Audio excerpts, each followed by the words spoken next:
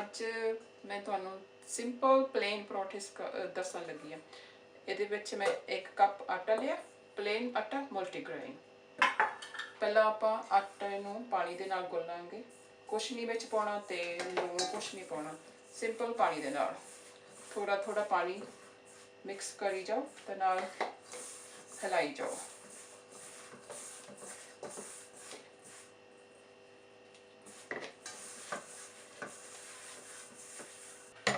ਮਾੜਾ ਜਿਹਾ ਪਾਣੀ ਹੋਰ ਚਾਹੀਦਾ, ਥੋੜਾ ਥੋੜਾ ਪਾਣੀ ਪਾ ਕੇ ਤਾਂ ਇਸ ਨੂੰ ਹਿਲਾਈ ਜਾਓ।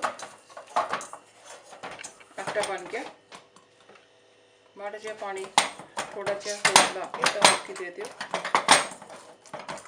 आटा तुहाडा हुण तैयार है। आटा बन गया, इहनूं थोड़ा चिर 10-15 मिनट रहन दिओ ते सॉफ्ट हो जाऊगा, फिर नाइस रोल हुंदा है। फुल हीट दे उत्ते पहला तवा गर्म कर लीए कि इहनूं टाइम लगदा तां तवा तत्ता होवे ना। आटा बहुत सोहना बन गया, ਇਹਨੂੰ ਹੁਣ ਅਸੀਂ ਪੇੜੇ ਕਰਨੇ ਪਹਿਲਾਂ।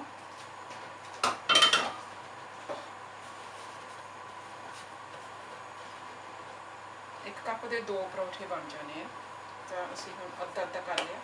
ਪਹਿਲਾਂ ਪੇੜਾ ਕਰ ਲਈਏ। ਪੇੜਾ ਇੱਦਾਂ ਕਰਨਾ,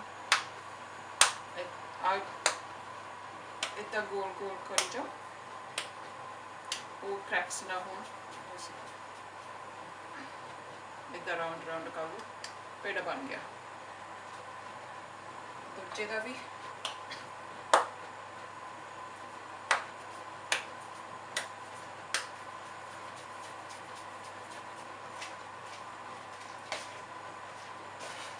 हुण इहनूं बेलिए।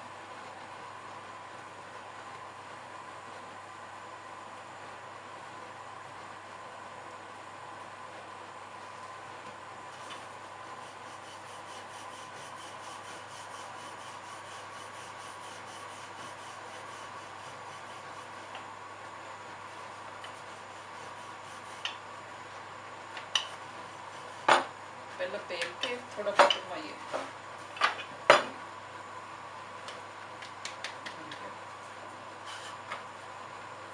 जो स्टिक हो जाए थोड़ा जिहा सुक्का आटा ला लो, फिर ठीक हो जाएगा। पहले इहदे च थोड़ा बटर लाना,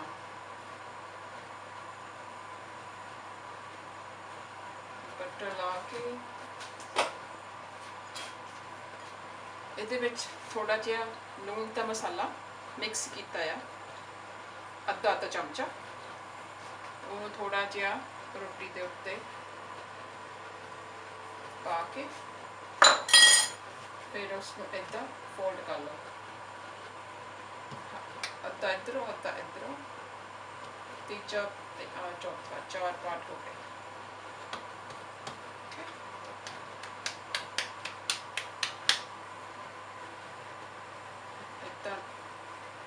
कंघी करके इनू बेलना शुरू कर लो।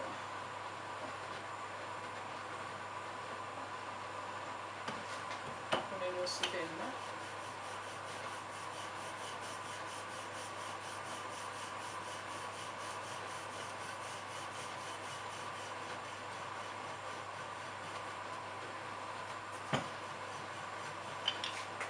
तवा तवा ज़्यादा गर्म हो जाता, थोड़ी हीट घट कर ली।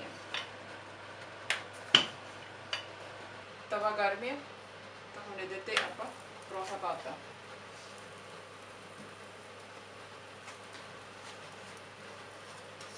ज़्यादा तपता,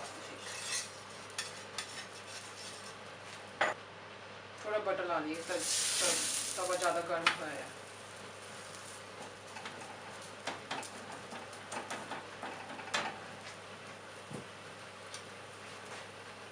तवा ज़्यादा गर्म करके छेती छेती उन्होंने हिला लीए, बटर दोनों पासे ला दिए।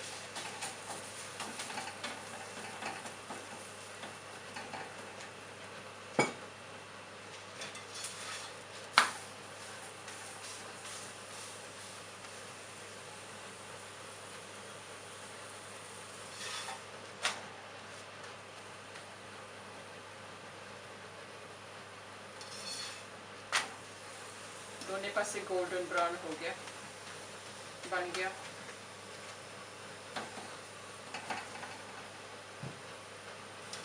पराठा तैयार हो गया।